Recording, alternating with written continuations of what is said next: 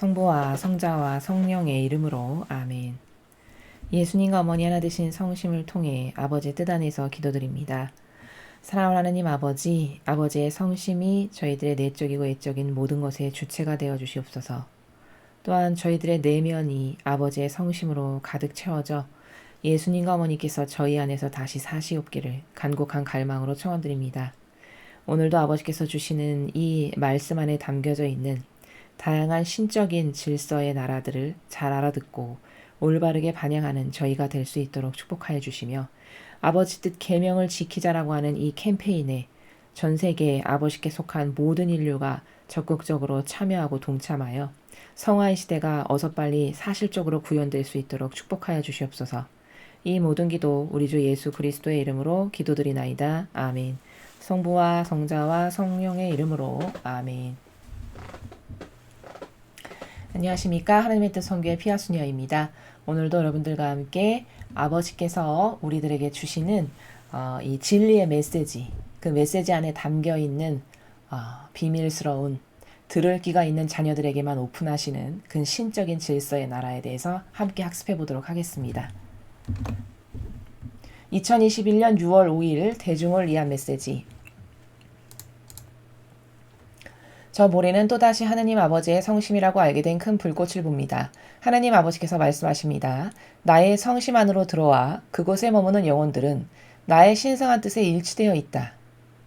이것은 우리의 하나된 성심의 6째 신방이다. 이런 영혼은 나를 기쁘게 하기 위해 영웅적인 노력을 기울였다. 그는 나의 영원한 은총을 믿었고 매 현순간을 소중히 여겼다. 이것이 순결한 마음, 한결같은 마음이다. 오늘날 세상을 바라보면 손에 꼽을 만큼 소수의 영혼들이 나의 6째 신방 안에 있다. 세상에는 이 정도로 세상에서 초탈하기에 노력하는 영혼들이 소수에 불과하다. 인간의 지성이 나와의 이런 깊은 관계를 목표로 삼고자 하는 의향을 지녀야만 한다. 이런 영혼은 그의 삶의 유혹을 물리치고 극복하였다. 나와 이런 일치를 나눌 영혼이 누가 될지를 선택하는 것은 내가 아니다. 이것을 결정하는 것은 바로 영혼 자신이다. 자유의지는 내가 주는 선물이라는 사실을 명심하여라. 자유의지를 지혜롭게 사용하여라. 주님의 말씀입니다. 하느님 감사합니다. 오늘 아버지의 말씀의 내용을 이렇게 조심히 듣다 보면 신방에 대해서 말씀을 하시죠. 자, 근데 이 메시지를 주시는 이 미국에서 이 각각의 신방에 대해서 이미 예전에 그 말씀하신 적이 있습니다. 그리고 이 홈페이지에 사이트에 들어가시면 그 신방을 여러분이 이해하시기 쉽게끔 그림으로 그려서 이렇게 올려놓은 그 자료가 있으니까 여러분께서 참고하셨으면 좋겠습니다. 먼저 오늘도 아버지께서는 지금 자유의지에 대해서 말씀을 하시는 거거든요. 자유의지를 어떻게 쓰는가가 중요하다. 이 관점의 나라에서 지금 말씀을 하시는데요. 첫 번째 줄에 나의 성심 안으로 들어와 그곳에 머무는 영혼들은 나의 신성한 뜻에 일치되어 있다. 성심이라 하면은 거룩한 마음이죠. 그렇죠? 거룩하신 마음. 그럼 거룩하신 마음은 하느님 아버지밖에 안 계시죠. 즉 거룩한 사랑을 지니고 계신 그 거룩하신 마음, 또 그 아버지의 마음과 완전히 하나 되신 예수님과 어머니의 하나 되신 그 마음도 우리는 성심이라고 부릅니다. 곧 아버지의 성심, 예수님과 어머니 하나 되신 성심, 이렇게 성심이라는 단어는 이러한 경우에 쓰는데요. 즉 다시 말하면 거룩한 사랑으로 가득 차 있는 그런 거룩하신 마음을 우리는 성심이라고 한다. 자, 그런데 그런 아버지의 성심 안으로 들어와서 그곳에 머무는 영혼들이 있다는 것이죠. 근데 그러한 영혼들은 아버지의 그 신성한 뜻, 그 거룩하신 뜻에 일치되어 있는 영혼들이다. 이렇게 말씀을 하십니다. 일치되어 있다는 건 뭐죠? 예를 들어서 이런 메시지 같은 내용들을 매일 주시잖아요. 그럼 오늘도 이 메시지를 듣고 여러분께서 그래 맞아 이게 옳아. 이 말씀이 진실이고 이게 사실이야. 나는 이 절대성을 따라야지. 이 질서 안에서 살아야 되겠어. 나는 이것만이 나에게 유일한 희망이야. 이렇게 믿고 그 아버지의 마음에 하나 되는 정신, 그게 바로 나의 신성한 뜻에 일치되어 있는 영혼들이다라고 말씀하시는 사람들입니다. 이거는 피상적이거나 막연하거나 망상적인 게 아니라 구체적이고 사실적인 것들이에요. 그래서 이 나의 성심 안에 들어와 머무는 영혼들은 내 신성한 뜻에 일치되어 있는 영혼들인데, 이것이 우리의 하나된 성심의 여섯째 신방이다. 바로 이런 영혼들이 살아가는 나라가 어디냐? 그곳이 바로 여섯째 신방이란다. 이렇게 말씀을 하시는 거거든요. 자, 그럼 여섯째 신방이 어디냐? 자, 여기 보시면 이건 이 홈페이지에서 제가 그 참고 자료로 가져와서 편집한 내용입니다. 하나 되신 성심의 각 신방의 단계 이렇게 되어 있죠. 먼저 이제 그 성화되어 나가는, 즉 하느님의 뜻에 완전히 잠기는 여섯째 신방이 여기 지금 마지막인데, 여섯째 신방까지 가기 위한 그 여정의 과정들이 있는 거죠. 하느님과 완전히 여기 잠기기 위해서 거쳐가는 단계가 있는데, 영혼의 발전 단계가, 그 첫 번째 단계가 구원의 단계라는 거죠. 성모님의 티 없으신 성심, 거룩한 사랑, 이 두 가지를 통해서 구원받을 수 있는, 첫째 신방의 나라에서 살아가면 그 영혼은 구원받을 수 있는 나라, 그 나라를 지금 이렇게 첫째 신방이라고 표현을 하신 거고요. 그 다음 여기 이 구원의 단계를 이제 넘어서서 조금 더 발전하고 진보하게 되면 영적으로 거룩함의 단계에 도달하게 된다는 거죠. 둘째 신방인. 그 다음 둘째 신방을 이제 넘어서서 셋째 신방에 가게 되면 완덕의 단계에 이르게 된다라고 이렇게 표현을 한 겁니다. 그리고 셋째 신방을 넘어서면 이제 성화의 단계에 드디어 여기 이렇게 가게 되네요. 즉 성화라는 것은 하느님 뜻에 순응하는 단계라고 이렇게 말씀을 하셨다라는 것이죠. 그리고 넷째 신방을 뛰어넘으면 다섯째 신방이 하느님 뜻에 일치하는 단계다 이렇게 쓰여 있습니다. 여기. 그리고 오늘 지금 아버지께서 말씀하시는 나라, 내 신성한 뜻에 일치되어 있는 영혼들, 내 성심 안에서 살아가는 영혼들은 여섯째 신방의 나라에서 사는 사람들인데, 그들은 곧 하느님 뜻 안에 잠겨 있다 이렇게 말씀하신 겁니다. 그래서 저희 사명은 잠겨 있는 것보다도 더 완벽한 하나됨을 추구하기 위해서 저희는 용해시켜주세요 이렇게 이야기를 합니다. 용해라는 거는 어떤 관점의 나라냐면요, 물에 잉크 한 방울 딱 떨어뜨리면은 그게 금방 퍼져나가면서 확 하나로 섞이죠. 우린 그걸 용해됐다라고 하는데, 그 용해를 분리할 수 있나요, 여러분? 분리 못하죠.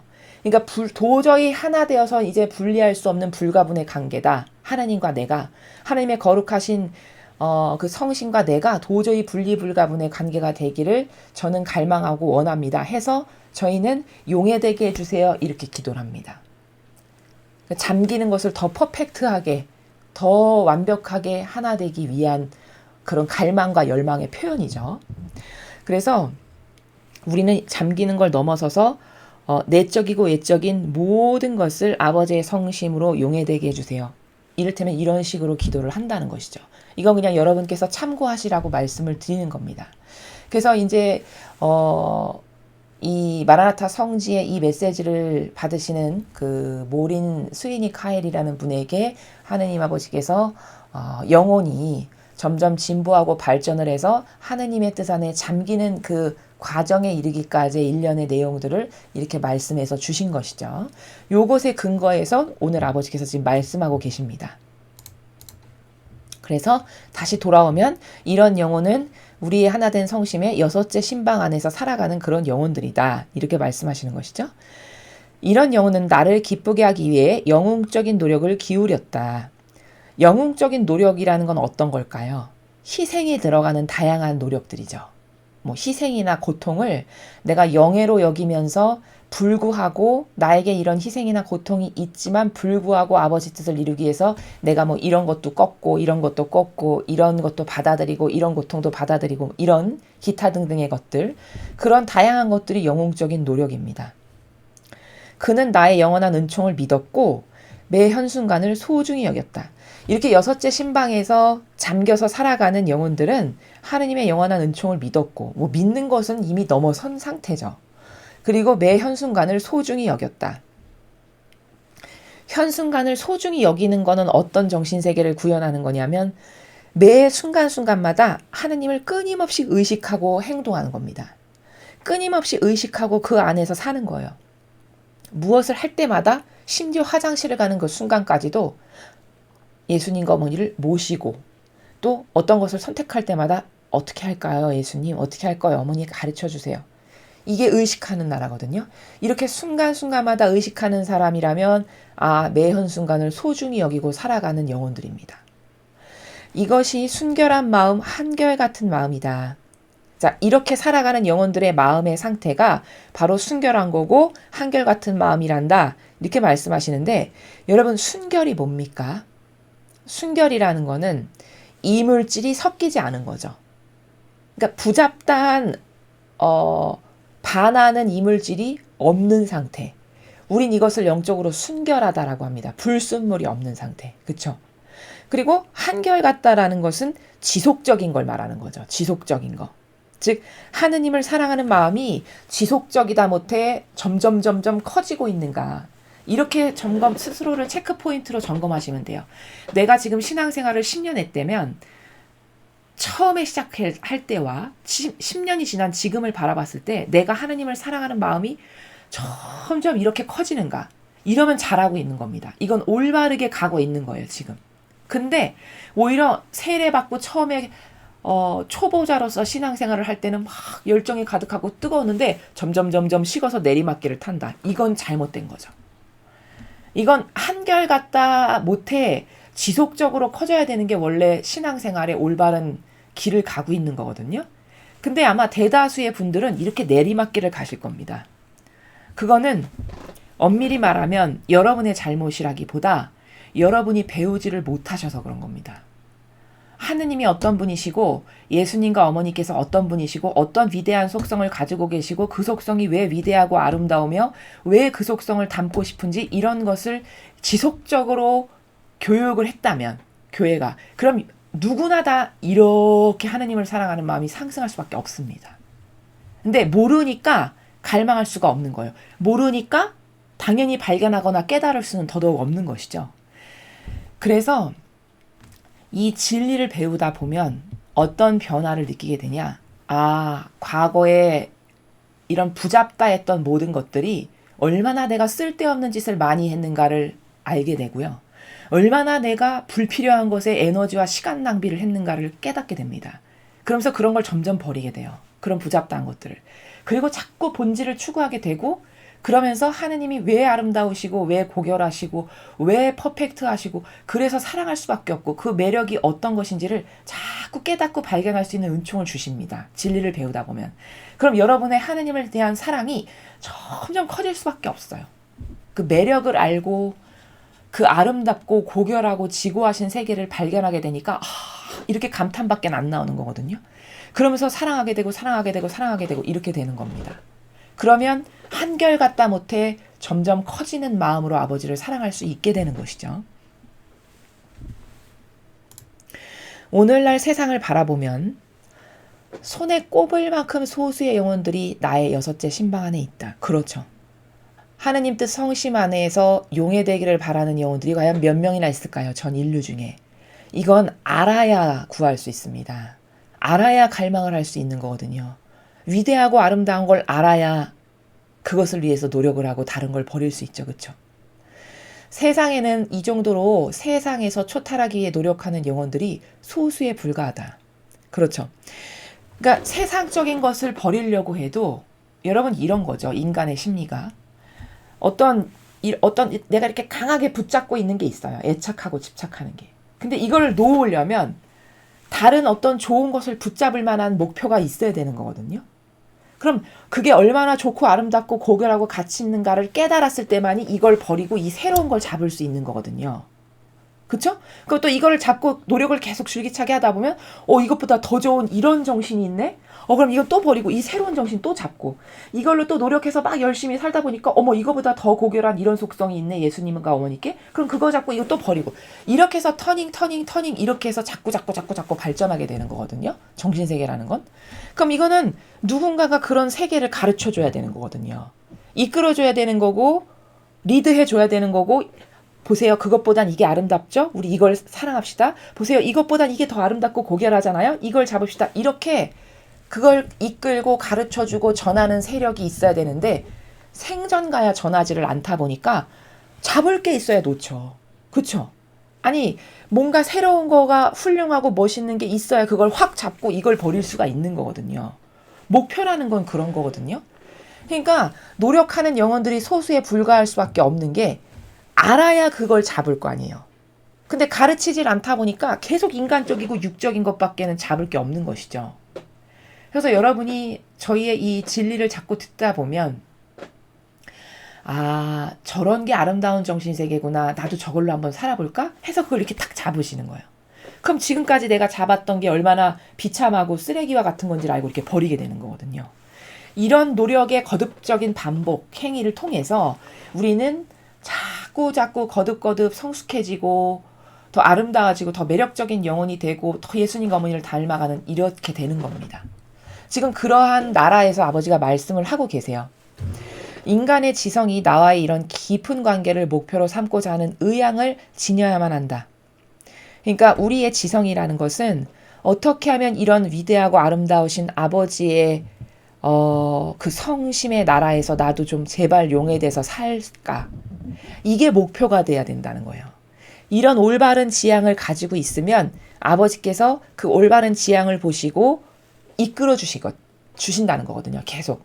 그가 갈망을 하기 때문에 아, 제가 저런 것을 갈망하는구나. 이렇게 또 가까이 다가올 수 있게끔. 또 더 고결한 이런 것을 갈망하면 더 가까이 다가올 수 있게끔 뭐 주변의 사람을 통해서 역사하시건 이런 강의를 통해서 역사하시건 이렇게 각각의 영혼에 맞게끔 아버지께서 이끌어 주실 수 있다라는 거죠. 근데 의향이나 지향마저 가지고 있지 않다. 그러면 이끌실 수 있는 방법이 없는 거죠. 왜? 자유의지는 천하무적이기 때문에 하느님도 마귀도 억지로 건드려서 무엇을 하지는 않으시기 때문입니다. 이런 영혼은 그의 삶의 유혹을 물리치고 극복하였다. 자, 삶의 유혹을 물리치고 극복했다. 어떤 유혹들일까요? 이를테면 이런 거죠. 자아의 종으로 더 이상 살지 않는 거. 이게 유혹을 물리친 삶입니다. 또 무엇을 할 때마다 이게 아버지가 과연 기뻐하실까? 이걸 생각해서 결정할 수 있는 사람이라면 그는 유혹을 충분히 물리치고 아버지 뜻에 걸맞게끔 살아가는 영혼이죠. 이런 어떤 테마가 있어야 돼요. 자기만의. 여러분이 지금까지 많이 들으신 그 진리를 가지고 각각의 나는 이걸로 한번 도전해봐야 되겠다 해서 어떤 그런 절대적 명제들을 하나씩 이렇게 내 마음이나 정신 안에 새겨서 요번에는 요걸로 한번 도전해봐야지. 이번에는 이걸로 한번 해볼까? 해서 어떤 그런 절대값을 하나 잡고 그걸 중심으로 뭐 분별도 하고 행하기도 하고 버리기도 해보고 이런 것을 해야 되는 거예요. 이렇게 뭐 말로만 듣고 가만히 있는다고 해서 발전이 되는 게 아니라 실제적으로 구현해보고 행동도 해보고 일상생활에서 액션을 취할 때 가만히 있어봐. 내가 배운 거에 의하면 이거 아니잖아. 이렇게 해서 버릴 줄도 알아보고 이렇게 그런 실제적인 것을 할 때 그게 바로 유혹을 물리치고 극복하는 것을 자꾸 반복함으로써 나에게 새로운 경향, 영혼의 주인으로 살아갈 수 있는 새로운 경향이 생기게 되는 겁니다. 나와 이런 일치를 나눌 영혼이 누가 될지를 선택하는 것은 내가 아니다. 이것을 결정하는 것은 바로 영혼 자신이다. 자, 마지막 문장이 참 의미심장합니다. 그럼 다 그렇게 살고 싶잖아요. 다 은총받고 싶고 다 하느님의 뜻에 용해되고 살고 싶고. 근데 그것은 하느님이 안 주시는 게 아니라 사실은 내가 선택 안 하는 거라는 거예요. 지금 마지막 말씀의 나라가. 무슨 말이냐? 이런 거죠.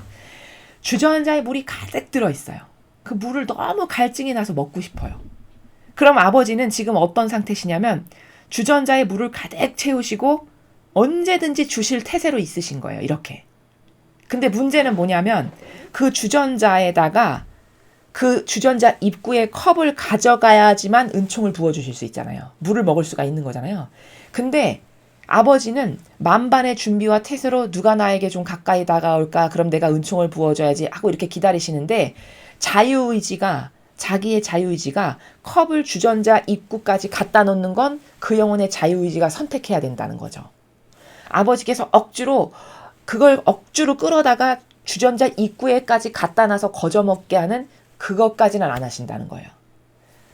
그 마지막 한 방울의 선택, 그 나의 자유의지를 통해서 주전자로 가까이 갈 걸 선택할 건지 아니면 다른 이것을 선택할 건지에 대한 그 자유의지의 결정, 그것만큼은 네가 해야 된다, 이 말씀이세요. 그러니까 여기 그걸 결정하는 거는 바로 영혼 자신이다, 그렇게 말씀하시는 거예요.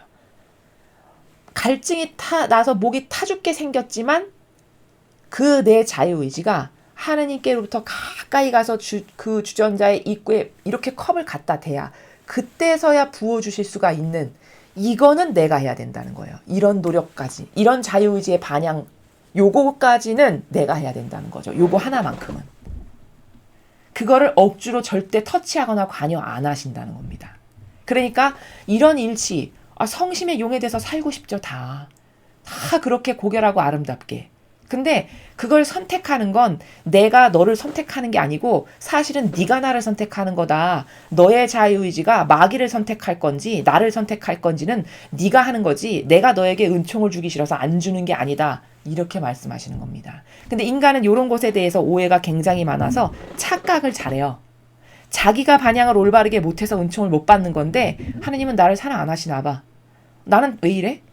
다른 사람들은 다 이렇게 이런데 왜 나는 기도해도 이루어지지가 않지? 이런 이상한 오류적 사고방식이 다 사실은 자기가 올바르게 반향하지 못하는 것에 대해서 깨닫지 못하는 부분들이 있다는 것이죠. 그래서 또 다른 비유를 들면 이래요. 책가방이 있습니다. 학생들이 메고 다니는 책가방. 근데 그 책가방에 내 뜻을 가득 채워 넣었어요. 아주 그냥 틈바구니, 손가락 하나 들어갈 틈바구니 없이 내 뜻으로 가득 채워 넣었습니다. 그러면 거기에 아버지의 은총을 부어주실 만한 틈이 어디가 있나요? 없어요. 그렇죠? 그러니까 못 주신다는 말씀이에요. 즉 다시 말하면 그 책가방에 가득 담긴 내 뜻을 빼야 그 내가 자아의 종으로 살아가면서 왕처럼 섬기는 나의 뜻 있잖아요. 내가 좋아하는 나의 기호나 정서나 다양한 나의 선이라든가 나의 기준들, 그걸로 그냥 꽉꽉꽉꽉 책가방을 넣어놓은 상태예요. 그럼 거기는 구슬 하나도 들어갈 수 없습니다. 그렇게 꽉꽉 다 채워놓으면. 그럼 아버지께서 도저히 주실래야 주실 수 있는 방법이 없는 거예요. 자아의 종으로 살아가지 않는 게 바로 뭐냐? 그 책가방 안에 담겨있는 가득 있는 내 뜻을 다 빼내는 거예요. 그러면 그 공간만큼 아버지께서 그때서야 주시고자 하시는 은총을 부어주실 수가 있는 거죠. 빈 공간이 있어야. 그럼 똑똑하다는 건 뭐냐? 연필 하나라도 더 빼내야 되는 거죠. 그 내 뜻이라고 하는 내 자아는 연필 하나라도 더 빼내야 하느님의 은총이 연필 들어갈 자리라도 더 넣어주시게끔, 이렇게 반향을 하는 게 이게 똑똑한 겁니다. 이게 지력이 있는 거고 지성을 쓰는 사람은 바로 이런 것에 있어서 맺고 끊음이 분명해요.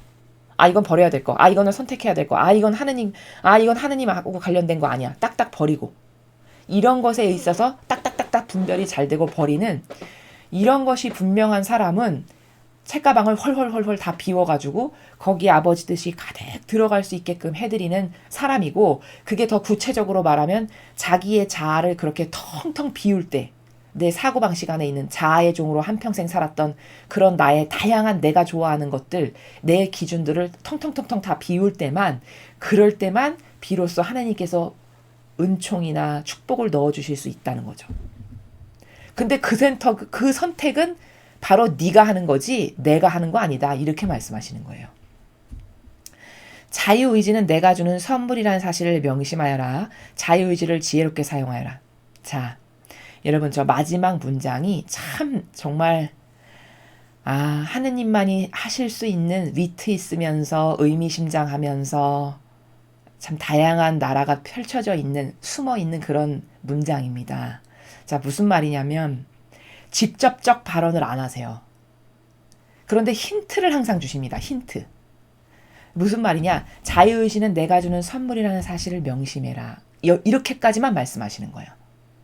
더 직접적으로 말씀하실 수도 있잖아요. 이를테면 행동으로 표현하자면 책가방을 가져와서 내가 팍팍 엎어서 거기다 이렇게 넣어줄 수도 있는 어떤 이런 직접적인 발언의 나라는 말씀 안 하신다는 거예요. 역시 뭘까? 그것도 갈망해서 네가 스스로 발견할 부분이 있다라는 그런 나라이고, 힌트는 이렇게 주시지만 내 양들은 내 목소리를 알아듣는다라고 하는 그 양들은 이 말을 알아들을 거고, 알아듣는 사람은 반향을 똑바로 할 거고, 그리고 그 올바르게 반향하는 자녀들에게만 은총을 주시기에 합당하다라고 하는 어떤 이런 나라예요. 그래서 완전히 확 오픈해서 말씀은 안 하시고 어느 정도 힌트를 주시고 알아들을 수 있는 사람은 알아들을 수 있게끔 그렇게 말씀하시는 나라가 마지막 문장입니다. 그러니까 지금 주실 수 있는 힌트는 다 주셨어요. 자유의지는 내가 주는 선물이다. 그 말인즉슨 그럼 네가 자유의지를 어떻게 써야 네가 선물을 받겠니? 이 말씀이 내포되어 있는 거죠. 그렇죠? 또 지혜롭게 사용하거라. 그럼 지혜롭게 사용하는 사람도 있고 지혜롭게 사용하지 못하는 사람도 있다는 뜻이죠. 너는 어떻게 사용해야 되겠니? 이런 나라예요. 이를테면. 그건 왜냐하면 왜 직접적 발언으로 말씀 안 하시냐? 여러 가지 이유가 있습니다. 아버지께서 그렇게 하시는 성경에서 많이 발견할 수 있어요. 그런 다양한 이유가 있지만 그 중에 하나를 말씀드린다면 여러분 답을 다 알려주고 시험 본다. 그럼 그 시험의 효과가 없죠. 시험의 의미가 없어요. 무의미해요. 왜냐? 어차피 답을 다 알려주면 누구나 다 똑같이 100점을 받는 건데 그럼 그것에 어떤 사람이 올바른 반향을 하고 어떤 사람이 질 떨어지는 반향을 하고 어떤 건 막인지를 분별할 수가 없잖아요. 그렇게 되면. 그렇죠? 그럼 속아서 천상의 나라에 갈 수도 있겠죠. 물론 거기서 가려지지 않는 건 없지만 그 나라가 명명백백히 다 모든 것이 밝혀지는 나라인 건 맞지만 이를테면 그런 부작용이 있을 수 있죠. 그러니까 완벽하게 다 확 오픈하시는 나라에서 말씀하시진 않아요. 그렇지만 조금만 지혜를 기울이고 섬세하고 세심하게 알아들으려고 노력하고 아버지와 하나 되기를 갈망하는 영혼들은 얼마든지 알아듣고 똑바로 반영할 수 있는 그 정도의 선에서 말씀을 하신다는 겁니다. 그러니까 지금 얘야 자유의지는 내가 주는 선물이지 그러면 지혜롭게 사용하거라 이렇게까지만 말씀하시는 거예요. 그럼 여러분은 자유의지를 과연 어떻게 사용하시겠습니까? 자유의지를 선택하는 것은 두 종류밖에 없다고 했습니다. 나를 위해서 쓸 건가? 아니면 그 자유의지를 완전히 내어 맡겨 하느님 뜻 안에 맡겨드리고 하느님과 이웃만을 위한 용도로 나의 자유의지를 쓸 건가? 그건 각자 자기 개인이 선택하기 나름이죠. 그리고 그 선택과 반향에 따라서 아버지께서는 주실 것들이 다 다릅니다. 자, 과연 지혜로운 사람은 어떤 선택을 할까요? 들을 귀가 있는 사람은 들어라라고 예수님께서 말씀하신 그 깨어있는 자녀들은 어떻게 듣고 어떤 반응을 할까요? 여러분에게 마지막 과제로 남겨드리면서 오늘 2021년 6월 5일 대중을 위한 메시지 해설을 마치겠습니다. 감사합니다.